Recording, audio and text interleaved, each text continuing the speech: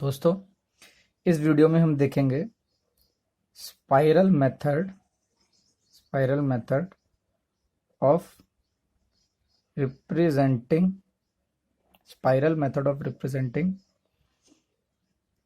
irrational number like under root not perfect square on number line. ठीक है दोस्तों, आज ये देखेंगे स्पाइरल मेथड, और इस मेथड को स्पाइरल मेथड क्यों कहते हैं। जैसे मान लीजिए आपके पास पहला नंबर है √2, आपको इसे नंबर लाइन पर रिप्रेजेंट करना है, तो आप कैसे करेंगे। इससे पहले दोस्तों हम ये जान लेते हैं, जैसे कि अगर हमारे पास नंबर है 1 2 3 4 5 6 7 8 9, तो अगर हम इन सब पे रूट लगा देते हैं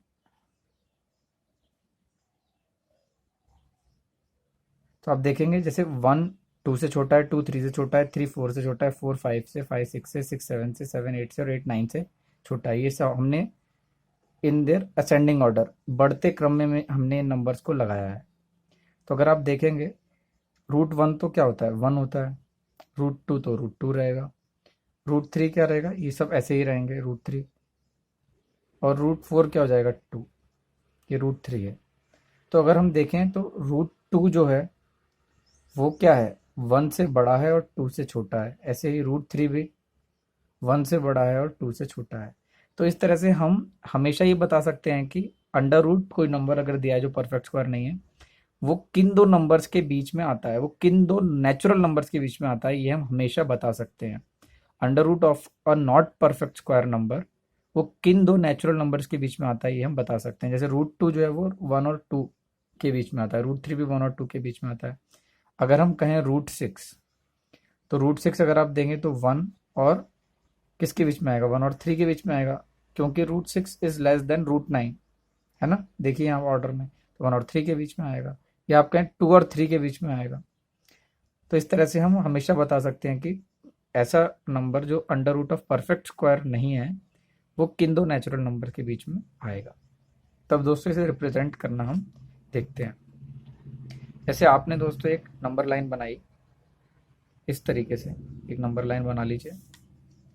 आप इसको तुरंत प्रैक्टिस भी करते रहिए। अगर आप सिर्फ इसे देखेंगे और सोचेंगे देखकर समझ में आ जाएगा, तो मैथ्स एक ऐसा सब्जेक्ट है जो आपको देखकर कभी समझ में नहीं आएगा। आपको लगेगा कि फिल्म देख रहे हैं, देखते वक्त लगेगा सब अच्छा लग रहा है, और बाद में आपको कुछ समझ में नहीं आएगा जब तक आप खुद से नहीं करेंगे।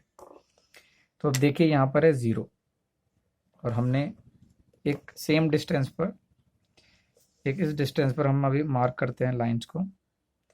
जैसे मैं 1 यूनिट ले रहा हूँ 2 तक, जिससे कि आपको वीडियो में अच्छे समझ में आए। ये 1, मेरा है 2, और ये है 3, और ये है 4। तो ये 1, ये 2, ये 3 और ये 4। अब जैसे कि मुझे अगर चाहिए, मुझे √2 रिप्रेजेंट करना है, तो मैं क्या करूँगा, ये जो मेरा डिस्टेंस है ये 1 यूनिट है। कितना है ये, 1 यूनिट का डिस्टेंस है ये। अगर आप देखेंगे तो इतना ही डिस्टेंस का मैं क्या करूँगा कि यहाँ से परपेंडिकुलर बनाऊँगा। जितना डिस्टेंस यहाँ बनाया है, लेकिन नाप लीजिएगा आप, उतना ही डिस्टेंस को आपको 90 डिग्री यहाँ से बनाना है। हमने ये बना लिया 90 डिग्री। तो ये भी कि ये 1 यूनिट है तो ये भी 1 यूनिट होगा, क्योंकि ये 90 डिग्री है। और अगर हम इन दोनों को ज्वाइन करेंगे इस तरीके से, तो ये क्या हो जाएगा, ये हो जाएगा √2। कैसे √2 होगा वो मैं आपको यहाँ समझाता हूँ। आप लोगों ने पाइथागोरस थ्योरम तो पढ़ा ही होगा पिछले क्लास में। पाइथागोरस थ्योरम क्या कहता है कि अगर एक ट्राइंगल है,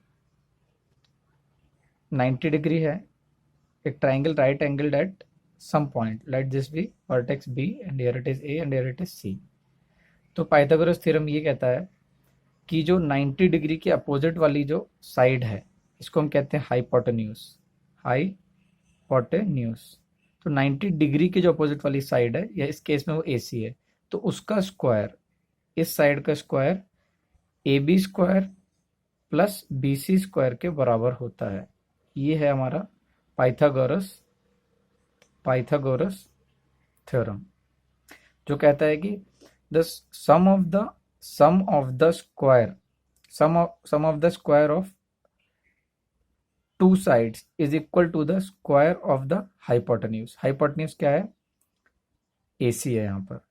तो और हम इसको ऐसे कहते हैं, the square of the hypotenuse is equal to the sum of the squares of the other two sides in a right angle triangle. ये एक राइट एंगल ट्राइंगल में ही ये जो थ्योरम है वो वैलिड है। तो अगर ये 90 डिग्री है तो इन दोनों का स्क्वायर्स का सम क्या होगा? जैसे इधर क्या है 1, अगर इसको हम मान लीजिए A मान लेते हैं, इधर B और इधर C, तो हम क्या कह सकते हैं? AC स्क्वायर जो है इज इक्वल टू क्या हो जाएगा? AB square plus BC square. तो AB स्क्वायर क्या है? 1 स्क्वायर प्लस 1 स्क्वायर, ये दोनों क्या है? 1 प्लस 1, ये हो जाएगा 2। तो AC स्क्वायर 2 है तो AC क्या हो जाएगा? तो स्क्वायर होता है तो उधर जाने से ये रूट हो जाता है, √2। तो ये हो गया √2। इसी तरीके से अब हम क्या करेंगे? अब हम यहाँ पर 90 डिग्री 1 यूनिट 90 डिग्री यहाँ से बनाएंगे हम। 90 डिग्री एंगल बनाने का जरूर ध्यान रखिएगा। 90 डिग्री एंगल पे हमने 1 यूनिट यहाँ फिर से बनाया, अब ये हो गया 1 यूनिट। ठीक है दोस्तों, अब अगर हम इन दोनों को ज्वाइन कर देंगे तो हम देखेंगे इसकी ये 2√2 है और ये 1 यूनिट है। तो ये AC, इसको अगर मान लीजिए D माना हमने, अब ये यहाँ 90 डिग्री हो गया तो ये हो जाएगा √3। आइए इसको देखते हैं कैसे होगा। तो यहाँ पर AD स्क्वायर क्या होगा? ये हो जाएगा हमारा AC square plus CD square. AC square दोस्तों हमने यहाँ भी देखा था 2 है हमारा। CD स्क्वायर हमारा क्या है दोस्तों? ये 1 है, तो 1 स्क्वायर भी 1 रहेगा, तो ये क्या हो जाएगा 3। AD स्क्वायर 3 होगा, इसका मतलब AD क्या होगा? AD होगा √3, है ना? तो AD √3 आ गया। इसी तरह हम दोस्तों पाइथागोरस थ्योरम का यूज़ करके ऐसे बनाते चले जाएंगे। अगला अगर आप देखेंगे दोस्तों, तो हमने यहाँ तक एक 1 यूनिट का फिर बनाया, तो हम हर बार एक 90 डिग्री एंगल पर, जहाँ पर ये लाइन जैसे यहाँ खत्म हुई तो यहाँ से 90 डिग्री एंगल इस लाइन को बेस मान करके हमने बनाया। और अब ये D, अब इधर फिर से 90 डिग्री का एक एंगल बना करके यहाँ E बनाया। अगर हम इन दोनों को ज्वाइन कर देंगे, है ना, तो अब ये हमें क्या मिल जाएगा? ये मिल जाएगा √4। √4 किसके इक्वल होता है? ये होता है 2 के इक्वल होता है। अब हम फिर से यहाँ पर एक बनाएंगे इस चीज़ को। अब √3 स्क्वायर क्या हो जाएगा? 3, और 1 का स्क्वायर क्या हो जाएगा? 1। तो 3 + 1 4, और 4 का अंडर रूट क्या होता है? 2। तो ऐसे करके आ जाएगा। अगर आप देखेंगे फिर से हम एक 90 डिग्री का एंगल यहाँ बनाएंगे और 1 यूनिट लेंथ ही हम बार बार बनाते चले जाएंगे। तो ये 1 यूनिट है, ये भी लेंथ है ना। और अगर हम इन दोनों को अब ज्वाइन करेंगे तो जो हमें ये जो मेजर हमको मिलेगा ये कितना होगा? ये होगा √5 का मेजर होगा ये, क्योंकि ये 4 है तो 2 × 4, 2 स्क्वायर 4 प्लस 1 स्क्वायर 1, 2 + 1 4 + 1 क्या हो जाएगा? 5। तो अंडर √5 ही आ गया हमारे पास। ABCDE, इसको हमने ले लिया F। ऐसे ही अब हम क्या करेंगे? अब हम यहाँ 90 डिग्री, यहाँ 90 डिग्री एंगल बनाया था, अब यहाँ हम 90 डिग्री एंगल बनाएंगे और 1 यूनिट लेंथ का हम लेंगे यहाँ पर। ठीक है, इस लेंथ को 1 यूनिट रखेंगे 90 डिग्री एंगल के ऊपर। तो अब जो हमको ये मिलेगा तो ये क्या होगा? ये हो जाएगा √6 लेंथ का। अब हम फिर से यहाँ बनाएंगे 1 यूनिट का 90 डिग्री एंगल के ऊपर, हम 1 यूनिट का ऐसे करके बनाएंगे। ठीक है दोस्तों, तो ये हमारे पास क्या रहेगा? अब इसको ज्वाइन करेंगे तो ये हो जाएगा √7 90 डिग्री एंगल पर। अब हम फिर से यहाँ बनाएंगे